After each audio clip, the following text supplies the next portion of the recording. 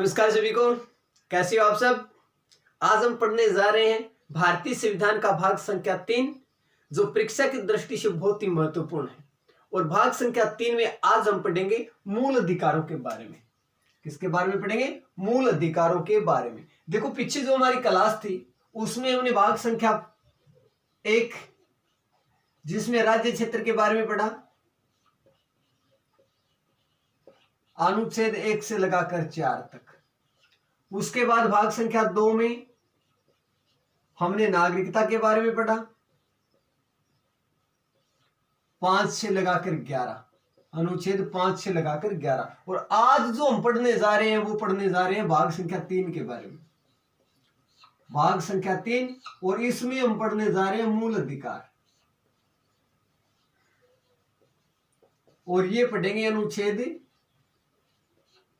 12 से लगाकर 35 तक। आपको याद रखना है, भारतीय संविधान के भाग संख्या 3 में किसका वर्णन मिलता है, तो आपको तुरंत जवाब देना है, मूल अधिकारों का वर्णन मिलता है। और अनुच्छेद संख्या 12 से लगाकर 35 तक क्या है? मूल अधिकार है। अब इन मूल अधिकारों के बारे में पढ़ेंगे। ये जो सर्वोच्च ग्रहण किया गया था, कहां से ग्रहण किया गया था, तो आपको तुरंत जवाब देना। अगर पूछा जाए मूल अधिकार कहां से लिए गए हैं, तो आपको उत्तर देना है अमेरिका से। अमेरिका से इन्हें ग्रहण किया गया था। और ये जो भाग संख्या 3 है, भाग संख्या 3, इसे भारतीय संविधान का, नोट करना, भारतीय संविधान का मैग्ना कार्टा कहा है।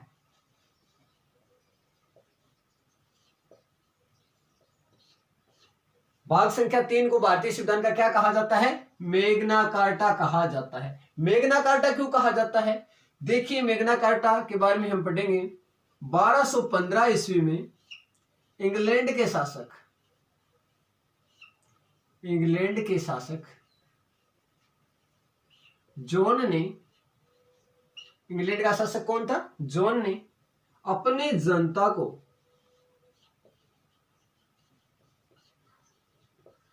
अधिकारों का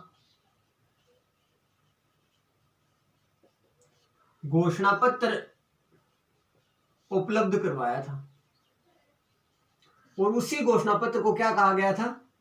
मैग्ना कार्टा कहा गया था। और ये जो भारतीय संविधान के अधिकारों का जो घोषणा पत्र है वो किसमें है? मूल अधिकारों में। इसलिए भाग संख्या 3 में जो मूल अधिकार है, इन्हीं को इसीलिए क्या कहा जाता है? मैग्ना कार्टा कहा जाता है। आप इस बात को भी नोट कीजिए, स्क्रीनशॉट भी आप ले सकते हैं। देखिए, भारतीय संविधान का भाग संख्या 3 है, इसे क्या कहा जाता है? भारतीय संविधान का मैग्ना कार्टा कहा जाता है। क्यों? क्योंकि 1215 ईस्वी की बात है, इंग्लैंड का शासक था जिसका नाम क्या था? जॉन। उन्होंने अपनी जनता को अधिकारों का घोषणा पत्र उपलब्ध कराया था, और वो क्या कहलाया? Magna carta. और भारतीय संविधान के जो अधिकारों का घोषणा पत्र है वो कौन से भाग में है? भाग संख्या 3 में। इसीलिए भाग संख्या 3 को भी क्या कहा जाता है? भारतीय संविधान का मैग्ना कार्टा कहा जाता है। आप इन बातों को नोट करें, कंपटीशन एग्जाम में बार बार पूछा जाता है इनके बारे में। ठीक है, अब हम बात करते हैं कि ये जो मूल अधिकार हैं, इनकी जो प्रकृति है, मूल अधिकारों की प्रकृति,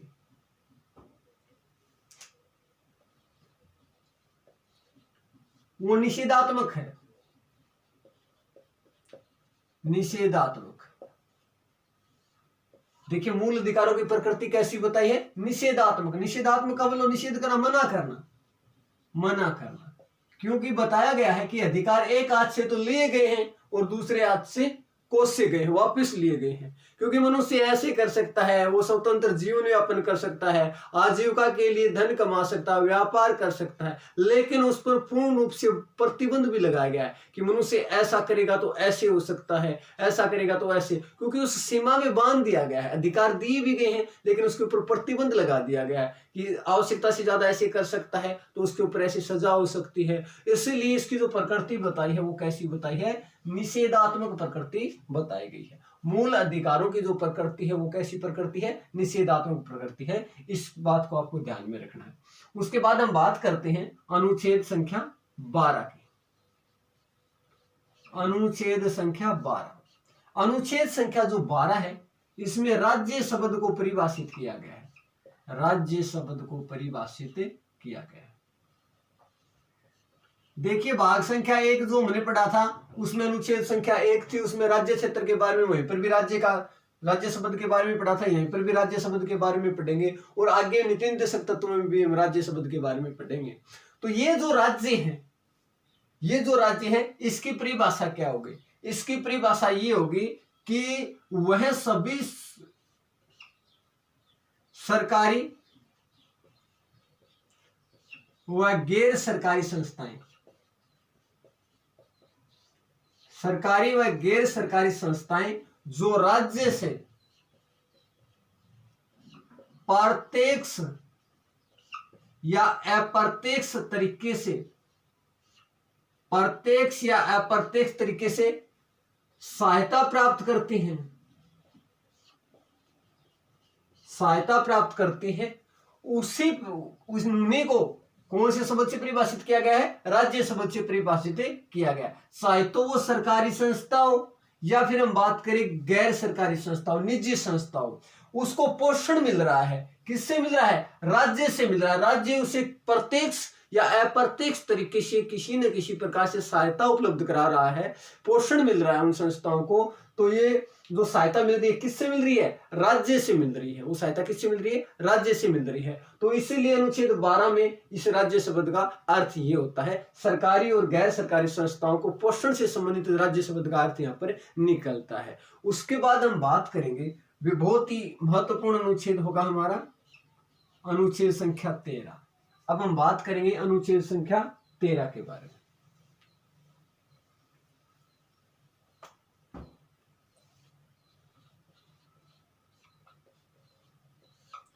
नोट करना, इस बात को बार बार पूछा जाता। अनुच्छेद संख्या 13 है, यह भारतीय संविधान का सबसे महत्वपूर्ण अनुच्छेद है, सबसे महत्वपूर्ण अनुच्छेद। आपसे पूछा जाए कि भारतीय संविधान का सबसे महत्वपूर्ण अनुच्छेद कौन सा है, तो आपको उत्तर देना है अनुच्छेद संख्या 13। ऐसा क्यों है? क्योंकि इसे महत्वपूर्ण क्यों माना गया है? देखिए, संसद के द्वारा जो विधि निर्माण का कार्य किया जाता है, संसद के द्वारा क्या किया जाता है? कानून बनाया जाता है। उसके बाद में वो कानून के आधार पर न्याय सुनाने का कार्य जो करती है वो हमारी न्यायपालिका करती है। इस अनुच्छेद के तहत, अनुच्छेद संख्या 13 के तहत इस न्यायपालिका को अधिकार दिए गए। क्या दिए गए हैं? अधिकार दिए गए। नोट करना इस बात को आप।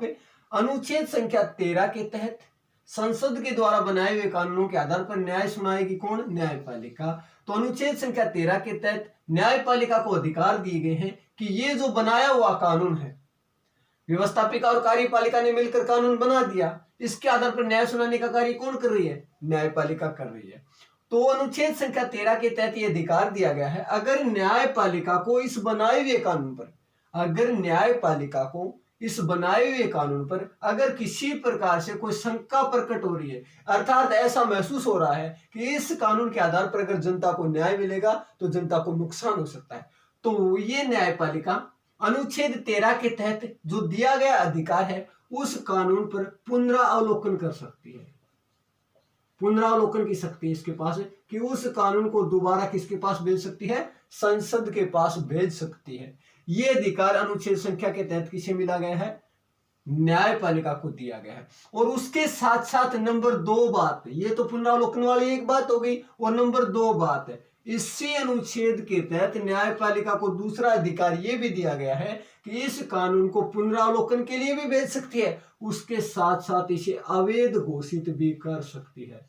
अवैध घोषित भी कर सकती है। कौन कर सकती है? न्यायपालिका इसे अवैध घोषित कर सकती है। संसद द्वारा बनाए हुए कानून को कब कर सकती है? ये बात बहुत महत्वपूर्ण हो गई कि संसद ने कानून बना दिया, न्यायपालिका ऐसे तो नहीं कर सकती। जब वह बनाया हुआ कानून अगर मनुष्य के मूल अधिकारों का हनन कर रहा है, मूल अधिकारों का क्या कर रहा है? हनन कर रहा है, तो न्यायपालिका अनुच्छेद संख्या 13 के तहत उसे पुनरावलोकन भी करा सकती है, उसे अवैध घोषित भी कर सकती है। ये विधि है एक प्रकार से न्यायपालिका के पास। इसके दो स्वरूप हैं। इस विधि के कितने स्वरूप बताए हैं? दो स्वरूप बताए हैं। ये जो विधि है, कानून है, इसके दो स्वरूप हैं। एक तो है कानून निर्माण से पहले, कानून निर्माण से पहले, और दूसरा है कानून निर्माण के बाद। कानून निर्माण के बाद, कानून निर्माण से पहले वाली बात तो पुनरावलोकन वाली हो गई कि दोबारा से जांच करवा सकता है, और उसके बाद कानून निर्माण के बाद वाली बात होगी इसे क्या करना? अवैध घोषित करना। इसे क्या करना? अवैध घोषित करना। ये इसीलिए इसे अनुच्छेद संख्या 13 को बहुत ही महत्वपूर्ण अनुच्छेद माना गया है, क्योंकि इस अनुच्छेद के तहत न्यायपालिका को पूर्ण शक्ति प्राप्त है कि संसद के द्वारा, व्यवस्थापिका और कार्यपालिका के द्वारा बनाए हुए कानून को अगर वो मनुष्य के मूल अधिकारों का हनन कर रहा है वो कानून, तो उसे पुनरावलोकन के लिए भेज सकती है न्यायपालिका, और उसे अवैध घोषित भी कर सकती है। इसीलिए अनुच्छेद संख्या 13 को भारतीय संविधान का सबसे महत्वपूर्ण अनुच्छेद कहा गया है। ये हमने पढ़ा अनुच्छेद संख्या 12, जिसमें राज्य क्षेत्र का जो परिभाषित किया गया राज्य क्षेत्र को, उसके बारे में, और अनुच्छेद संख्या 13 में हमें न्यायपालिका के अधिकार के बारे में हमने पढ़ा। अब हम बात करेंगे कि जो हमारे मूल अधिकार हैं उनके बारे में हम पढ़ेंगे। मूल अधिकारों की संख्या कितनी है देखिए, और कौन से अनुच्छेद में कैसे उनका वर्णन मिलता है। देखिए, मूल अधिकार। मूल अधिकार भारतीय संविधान का जब निर्माण हुआ था तो अधिकारों की संख्या थी 7। मूल अधिकार कितने थे? 7। लेकिन 44वां संविधान संशोधन, नोट जरूर करें आप इस बात को, संविधान संशोधन 1978 के तहत संपत्ति के अधिकार को हटा दिया गया। संपत्ति के अधिकार को क्या कर दिया गया? हटा दिया गया, और उसे कानूनी अधिकार का दर्जा दिया गया। संपत्ति के अधिकार को कौन सा अधिकार माना गया? कानूनी अधिकार का दर्जा दिया, और उसका वर्तमान में जो वर्णन हमें देखने को मिलता है अनुच्छेद संख्या 300 में देखने को मिलता है। अनुच्छेद संख्या 300 में हमें किसका वर्णन देखने को मिलता है? इस कानूनी अधिकार का, जो कौन सा अधिकार था? संपत्ति का अधिकार, इसे हटा दिया गया। और पहले इसका वर्णन हमें देखने को मिलता था अनुच्छेद संख्या 31 में। अनुच्छेद संख्या 31 में संपत्ति का अधिकार था, लेकिन इसे हटा दिया गया। अब वर्तमान में इसका स्वरूप अनुच्छेद संख्या 300 में देखने को मिलता है, और एक प्रकार से कैसा अधिकार बना दिया? इसे कानूनी अधिकार बना दिया। और अब अधिकारों की, मूल अधिकारों की संख्या, अब मूल अधिकारों की संख्या कितनी है? 6। भारतीय संविधान में अब वर्तमान में मूल अधिकारों की संख्या कितनी है? 6। अब उन 6 मूल अधिकारों के बारे में हम पढ़ेंगे, अलग अलग बात करेंगे उनके बारे में। तो देखिए, मूल अधिकारों के बारे में सबसे पहला होगा समानता का अधिकार।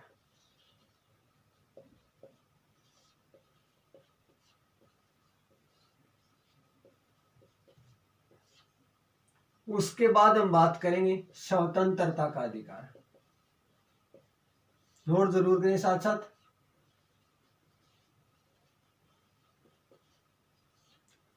उसके बाद हम बात करेंगे शोषण के विरुद्ध अधिकार।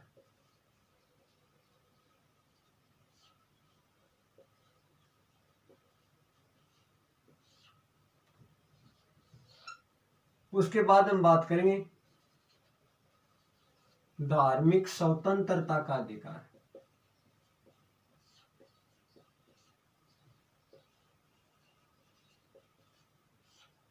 और नंबर 5 शिक्षा व संस्कृति का अधिकार।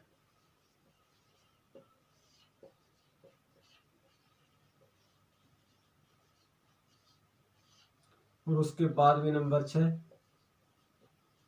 संवैधानिक उपचारों का अधिकार।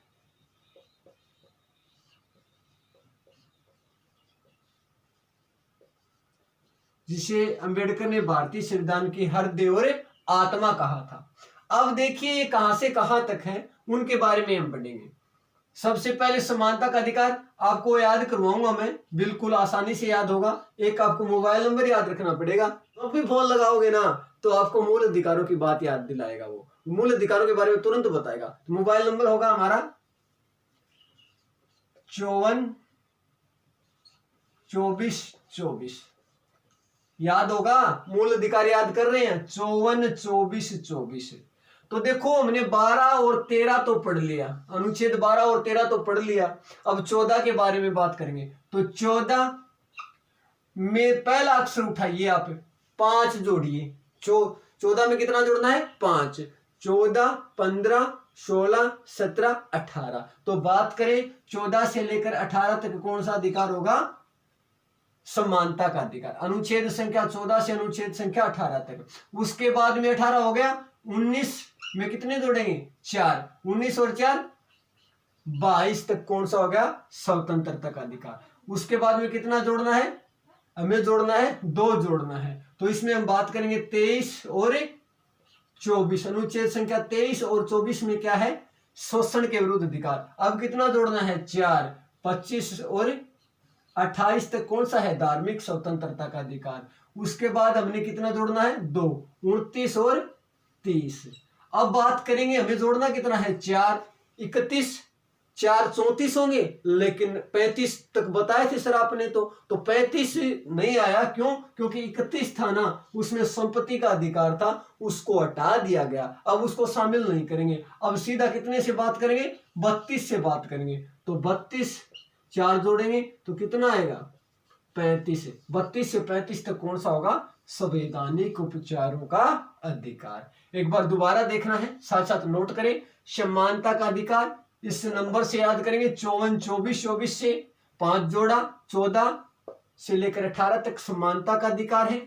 उसके बाद में स्वतंत्रता का अधिकार 19 से लगाकर 22 तक है। उसके बाद में शोषण के विरुद्ध अधिकार 23 और 24 दोनों अनुच्छेद में। उसके बाद में धार्मिक स्वतंत्रता का अधिकार अनुच्छेद संख्या 25 से लेकर 28 तक। उसके बाद में शिक्षा व संस्कृति का अधिकार अनुच्छेद संख्या 29 और 30। 31 में मैंने आपको बताया था कौन सा अधिकार था? संपत्ति का अधिकार, जिसे 44 में संविधान संशोधन 1978 के तहत हटाकर कानूनी अधिकार का दर्जा दिया गया था। अब उसको तो हम पढ़ेंगे नहीं, 300 में कानूनी अधिकार है वो। सीधा 32 में जाएंगे और 32 में 4 जोड़ेंगे तो कितना आएगा? 35। वो कौन सा होगा? संवैधानिक उपचारों का अधिकार। ये हमने 35 तक हम अध्ययन करेंगे। किसके बारे में? मूल अधिकारों के बारे में हम पढ़ेंगे। ये हमने मूल अधिकारों के बारे में अलग अलग 6 मूल अधिकारों के बारे में पढ़ा। कल से जो पहला हमारा मूल अधिकार होगा समानता का अधिकार, जिसमें अनुच्छेद संख्या 14 से लेकर 18 तक अलग अलग विस्तार से एक एक बात हम पढ़ेंगे, बिल्कुल 0 लेवल से। दोस्तों मिलते हैं कल अगली क्लास में। अगर वीडियो पसंद आया हो तो लाइक और शेयर करना न भूलें।